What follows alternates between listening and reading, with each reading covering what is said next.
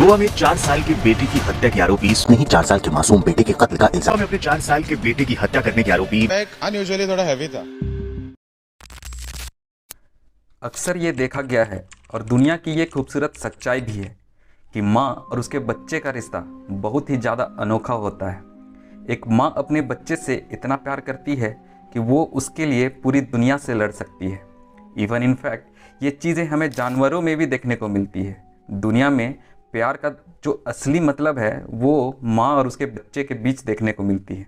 मगर आज मैं जो केस आपके सामने लेकर आया हूँ ये इन बातों से काफ़ी अलग है और लोगों को परेशान करने वाली है। ये कहानी है प्यार और नफ़रत के बीच एक ऐसे जंग की जिसने एक परिवार को तबाह कर दिया। तो स्वागत है दोस्तों आप लोगों का अपराध की दास्तां की एक नए एपिसोड में। So let's begin the story of सूचना सेट। रविवार 7 जनवरी 2023 रात करीब 11 बजे एक फ़ोन आता है रॉय जॉन डिसूजा को। रॉय जॉन डिसूजा नॉर्थ गोवा के अंजुना इलाके में रहने वाला एक कैब ड्राइवर था। रॉय जब फ़ोन को देखता है तो उसे नंबर जानी पहचानी लगती है। वो कॉल उठाता है।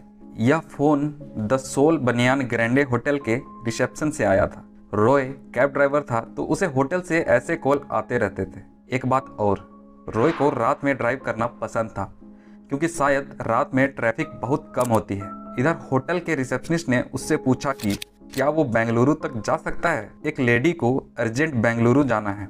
यूजुअली रॉय इतना लंबा सफ़र नहीं करता था, वो बस टूरिस्ट को गोवा घुमाता था, पर उसे नाइट शिफ्ट पसंद थी तो उसने हाँ कर दिया। गोवा से बेंगलुरु लगभग 500 किलोमीटर दूर है।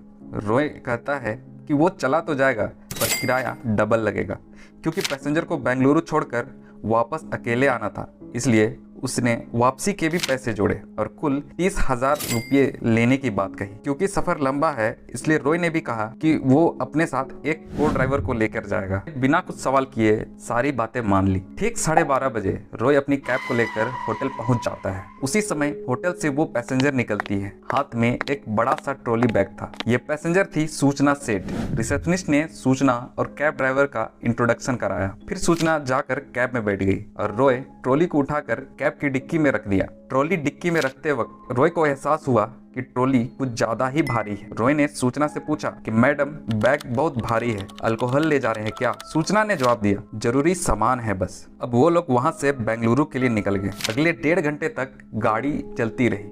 रात होने के कारण ट्रैफिक नहीं थी, रास्ता पूरा क्लियर था। रॉय ने सूचना से बात करने की कोशिश की एंड एज यू नो कि कैब ड्राइवर लोग अपने पैसेंजर से इंटरेक्ट करने की कोशिश करते हैं ताकि उन्हें नींद ना लगे और पैसेंजर को भी सफर में बोरियत महसूस ना हो। पर सूचना ज्यादा जवाब दी नहीं तो रॉय को लगा कि शायद ये उन लोगों में से है जो ज्यादा बात करना पसंद नहीं करती। इधर रात के 2 बजे कैब गोवा के कर्नाटक बॉर्डर पर पहुंच चुकी थी। तभी रॉय ने देखा कि हाईवे पर गाड़ियों की लंबी कतार लगी हुई है। उसने उतर कर पता किया तो पता चला कि कोई ट्रक रास्ते में पलट गया है और उसे हटाने और ट्रैफिक क्लियर होने में लगभग 5 से 6 घंटे लग जाएंगे। तभी रॉय को रिसेप्शनिस्ट की बात याद आई कि उसने कहा था कि मैडम को बेंगलुरु जल्दी पहुंचना है, कुछ अर्जेंट काम है। रॉय को लगा कि अब शायद वो मैडम को बेंगलुरु टाइम पर नहीं पहुंचा पाएगा। फिर उसने सूचना से कहा कि जाम बहुत लंबा है, 4 से 6 घंटे लग जाएंगे और आपको जल्दी पहुंचना जरूरी है, तो अगर आप कहे तो मैं आपको दूसरे रास्ते से एयरपोर्ट पहुंचा देता हूं, इससे आप बेंगलुरु जल्दी पहुंच जाएंगे। लेकिन सूचना ने साफ मना करते हुए रॉय से कहा कि उसे सड़क के रास्ते ही बेंगलुरु जाना है, जाम खुलने का इंतजार करो। रॉय को ये बात सुनकर काफी अटपटा लगा क्योंकि उसे जल्दी पहुंचाने के लिए ही बुलाया गया था, पर सूचना को तो रास्ते से ही जाना था चाहे जितना भी टाइम लगे। फिर उसने सोचा कि उसे क्या, उसे तो पैसे मिल रहे हैं और उसे बस अपना काम करना है। कुछ घंटे बाद ट्रैफिक खुल गई और अब गाड़ी अपनी रफ्तार से भागने लगी। अब चलते चलते सुबह के 11 बज चुके थे।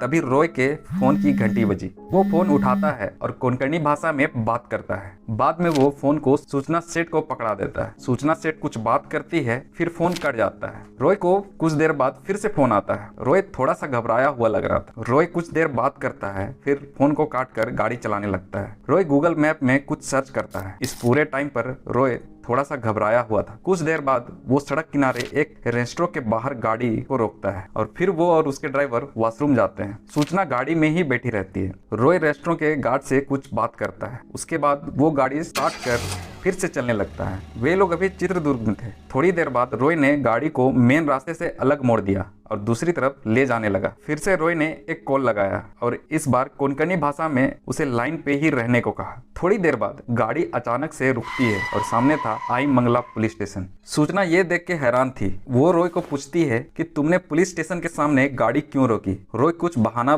बनाता है और गाड़ी से उतरकर सीधे पुलिस ऑफिसर को फोन पकड़ा देता है। फोन पर थे गोवा के पुलिस इंस्पेक्टर। वे वहां के पुलिस ऑफिसर को निर्देश देते हैं कि आप उस लेडी की तलाशी ले। पुलिस तुरंत हरकत में आती है और सूचना की तलाशी लेनी शुरू कर देती है। वो उसके ट्रॉली बैग को कैब ड्राइवर से उतारने को कहते हैं। सूचना बेझिझक बैग को खोलती है तो वहाँ कुछ कपड़े थे। फिर कपड़े को हटाती है तो उसके नीचे बच्चे के खिलौने थे। पुलिस वाले उसे भी हटाने को कहते हैं। सूचना खिलौनों को भी हटाती है तो वहाँ जो दिखता है उसे देखकर पुलिस वाले हैरान हो जाते हैं। उस बैग में एक बच्चे की लाश पड़ी हुई थी। उसे हाथ पैर मोड़कर वहाँ बंद किया गया था। पुलिस और रॉय दोनों हैरान थे। सबके मन में ये सवाल था कि ये बच्चा कौन है और इस बैग में कैसे आया। जब सूचना से पूछा जाता है तो वो बोलती है कि यह मेरा बेटा है। दरअसल गाड़ी में जब रॉय को फोन आया था वो फोन गोवा के कलिंगुड स्टेशन का पुलिस इंस्पेक्टर था। उसे होटल से कॉल आया था कि जो मैडम उस कैब में गई है उसके रूम में ब्लड स्टेन मिले हैं। और एक बात और है कि जब वो चेक इन की थी तो उसके साथ एक 4 साल का छोटा बच्चा था, पर चेकआउट करने समय उसके साथ कोई बच्चा नहीं था। इसलिए जब रॉय सूचना को फोन देता है तो पुलिस उससे यही बात बोलती है। सूचना पुलिस को यह बताती है कि वो ब्लड स्टेन उसके पीरियड्स के थे और जब बच्चा के बारे में पूछा जाता है तो वो उसे रिश्तेदार के यहाँ छोड़ आने की बात करती है। पर जब पुलिस इसकी जांच करती है तो रिश्तेदार का एड्रेस फेक निकलता है। तभी पुलिस को शक हो जाता है और पुलिस कैब ड्राइवर को किसी नजदीकी पुलिस स्टेशन में रुकने का आदेश देती है। रॉय पहले तो गूगल मैप में नजदीकी पुलिस स्टेशन सर्च करता है, पर वहां ठीक से पता नहीं चलने पर वो रेस्टोरेंट में एक गार्ड से पूछकर नजदीकी पुलिस स्टेशन पहुंच जाता है। अब जानते हैं कि सूचना सेठ कौन है और उसने अपने ही बेटे की हत्या क्यों की। सूचना सेठ का जन्म कोलकाता में एक मध्य परिवार में हुआ था। वो पढ़ने में बहुत ही तेज थी। उसने फिजिक्स ऑनर्स में ग्रेजुएशन की थी, संस्कृत में post graduation and also she knew many languages. उसे बहुत सारी भाषाएं भी आती थी। वो आगे डेटा साइंस और AI की पढ़ाई करती है और कई यूनिवर्सिटी से जुड़ती है। And she was also known as expert of artificial intelligence, मतलब कि वो आर्टिफिशियल इंटेलिजेंस के बारे में लेक्चर्स देती थी। फिर उसकी एक स्टार्टअप कंपनी भी थी माइंडफुल AI लैब के नाम से। वो इसकी फाउंडर और CEO थी। इसी दौरान उसकी मुलाकात होती है वेंकट रमन से। वो सूचना की तरह ही बहुत ही इंटेलिजेंट था, साथ ही डेटा साइंस और AI का जानकार भी। धीरे धीरे दोनों में प्यार हो गया और 2010 में उन दोनों ने शादी भी कर ली। उनके लाइफ में सब सही चल रहा था और वो दोनों साथ में अपने फील्ड में ग्रो कर रहे थे। कुछ साल बाद उन्होंने मिलकर स्टार्टअप शुरू किया जिसका नाम था माइंडफुल AI लैब। सब कुछ नॉर्मल था, पर फिर रहते रहते दोनों के बीच अनबन होने लगी और कुछ ऐसा हुआ कि वेंकट ने वो स्टार्टअप बीच में ही छोड़ दिया और दूसरी कंपनी ज्वाइन कर ली। सूचना को ये बात अच्छी नहीं लगी, फिर भी दोनों साथ में रह रहे थे। इन दोनों को एक साथ रहते रहते 9 साल हो गए और 9 साल बाद इन दोनों को 2019 में एक बच्चा हुआ जिनका नाम इन्होंने चिन्मय रखा। वैसे तो बच्चा होने के बाद फैमिलीज में बॉन्ड स्ट्रॉन्ग हो जाते हैं, पर इन दोनों के केस में ऐसा नहीं था। In fact their family started to break. वे एक दूसरे से बात बात पर बहस करते थे, कभी चिन्मय के रिस्पॉन्सिबिलिटी को लेकर तो कभी रिलेशनशिप्स के मैटर में। उस समय कोरोना का भी कहर छाया हुआ था। सारे लोग अपने अपने घरों में बंद थे, तो साथ साथ रहते रहते और कहीं बाहर आ जा नहीं सकने पर वे दोनों एक दूसरे से चिढ़ने लगे और फ्रिक्वेंटली लड़ाई होती रहती थी। फिर एक दिन ऐसा आया कि वेंकट घर छोड़ के चले गए। 2022 के अगस्त में सूचना और वेंकट अलग हो जाते हैं। अब हालात ऐसी थी कि वे दोनों एक दूसरे का चेहरा भी देखना पसंद नहीं कर रहे थे। दोनों एक दूसरे को नफरत करने लगे। उसी महीने सूचना ने वेंकट पर आरोप लगाते हुए पुलिस में कंप्लेन की कि वेंकट उस पर हाथ उठाता है और ये बहुत ही गंभीर आरोप था। अब बात इतनी बढ़ गई थी कि सूचना वेंकट को डाइवोर्स देना चाहती थी। सूचना ने कोर्ट में ऐसे मैसेजेस और वीडियोस दिखाए जिसकी वजह से यह साबित हो गया था कि सूचना के साथ डोमेस्टिक वायलेंस हुआ है। अब डाइवोर्स का भी केस कोर्ट में चल रही थी। कोर्ट ने वेंकट को सूचना और चिन्मय से दूर रहने का आदेश दिया था। इधर सूचना ने वेंकट से 2.5 लाख रुपया पर मंथ एलमनी का डिमांड की थी। कोर्ट का डिसीजन सूचना के फेवर में हुआ, पर एलमनी 2.5 लाख नहीं बल्कि 20,000 रखी गई, क्योंकि सूचना ये प्रूफ कर चुकी थी कि वेंकट उस पर हाथ उठाता था,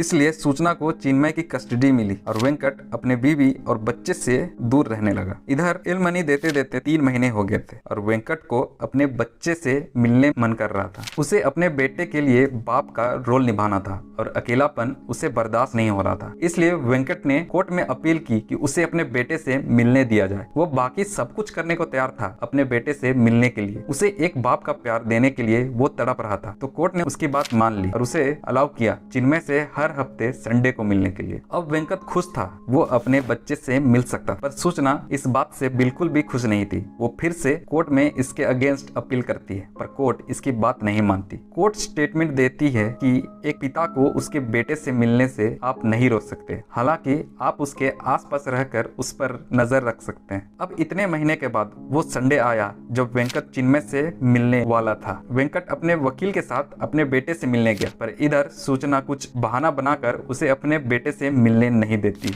वेंकट सोचा चलो कोई नहीं, इस संडे तो नहीं पर अगले संडे ही सही, पर अगली संडे भी यही हाल रहा। वो मिलने जाता और सूचना कुछ बहाना बनाकर उसे मिलने नहीं देती। ऐसा करते करते 5 संडे बीत चुके थे। अब आया 6वां संडे जो कि 7 जनवरी को पड़ रहा था। 5 जनवरी को सूचना वेंकट को टेक्स्ट करती है और कोई बेंगलुरु का एड्रेस देकर वेंकट को 7 जनवरी को सुबह 10 बजे बुलाती है। वेंकट रमन काफी खुश हो जाता है कि उतना दिन तो नहीं, कम से कम इस बार वो अपने बेटे से मिल पाएगा। अब वेंकट रमन 7 जनवरी को सुबह 10 बजे उस पते पर पहुंच जाता है, पर इस बार भी उसे सिर्फ मायूसी ही हाथ लगती है। वेंकट सूचना को व्हाट्सएप पे टेक्स्ट करता है कि मैं उस पते पर पहुंच चुका हूं, मेरा बेटा कहां है, पर उधर से कोई रिप्लाई नहीं आता। फिर वो मेल भी करता है, but then also he didn't get any response. वैसे वो टेक्स्ट इसलिए करता है क्योंकि जब से केस चल रही है वे लोग सिर्फ टेक्स्ट में ही बात कर रहे थे, ताकि कुछ भी गड़बड़ हो तो टेक्स्ट को सबूत के रूप में कोर्ट में दिखाया जा सके। वो 1 घंटे तक वहीं खड़ा रहता है, फिर वहां से घर लौट आता है और शाम को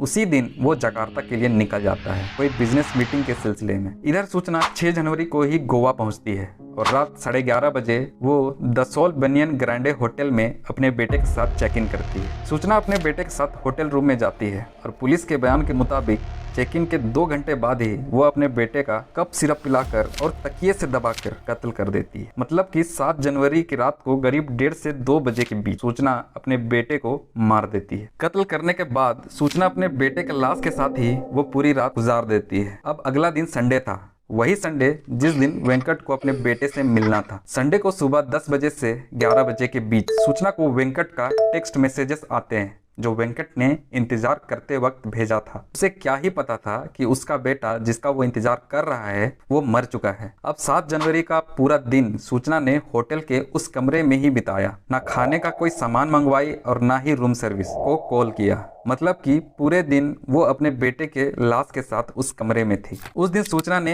एक नोट लिखा जो कि पुलिस के तलाशी में मिली। नोट में लिखा था कि मैं अपने बेटे से बहुत प्यार करती हूँ, मेरा बेटा मेरे ही पास रहेगा। और एक दूसरे नोट में लिखा कि I am extremely guilty and frustrated, I love my son but I didn't want to see him meeting his father. फिर उसने एक कैंची लेकर अपनी नस काटने की कोशिश की जिसका कि खून फर्श पर गिरा था। उसे शायद मौत से डर लगा तो उसने फिर से हाथ में पट्टी बांध लिया। फिर रात करीब 11 बजे पहली बार वो होटल के रिसेप्शन में फोन लगाती है। बोलती है कि मुझे बेंगलुरु अर्जेंट जाना है, कुछ काम है, तो बेंगलुरु के लिए कैब बुक कर दीजिए। इसके बाद रिसेप्शनिस्ट रॉय को कॉल लगाता है। यह वही कॉल था जिसका जिक्र हमने कहानी के शुरुआत में की थी। कॉल करने के बाद सूचना अपने ट्रॉली बैग को खोलती है और उसे खाली करती है। फिर बेटे की लाश को बिस्तर से उठाकर ट्रॉली में सबसे नीचे रखती है। उस लाश को अपने बेटे के खिलौने से ढक देती है, ऊपर में अपने बेटे के कपड़े और फिर खुद के कपड़े डालकर बैग को बंद करती है। इसके बाद कैब से वो 12:30 बजे करीब होटल छोड़ देती है। ड्राइवर की सूझबूझ और पुलिस की चौकसी के कारण आई मंगला पुलिस स्टेशन में सूचना पकड़ी जाती है। पुलिस के मुताबिक सूचना इसलिए अपने बेटे की लाश को साथ ले जा रही थी ताकि वो अपने बेटे को अपने साथ रख सके। मतलब कि सूचना का इरादा अपने बेटे का अंतिम संस्कार करने का बिल्कुल भी नहीं था, वो तो उसे अपने साथ रखना चाहती थी। ये थी कहानी एक ऐसे माँ की जिसने अपने पति से नफरत की आग में अपने बेटे को ही मार दिया, पर बेटे से प्यार के कारण उसके लाश के साथ भी रहने को तैयार। So this was the case of सूचना सेठ। The killer mother. इस कहानी को सुनकर आपको कैसा लगा, आप हमें कमेंट कर बता सकते हैं। अगर यह कहानी अच्छी लगी तो वीडियो को लाइक और चैनल को सब्सक्राइब जरूर कीजिए। मिलते हैं किसी नई कहानी के साथ, तब तक के लिए अपना ख्याल रखिए। धन्यवाद।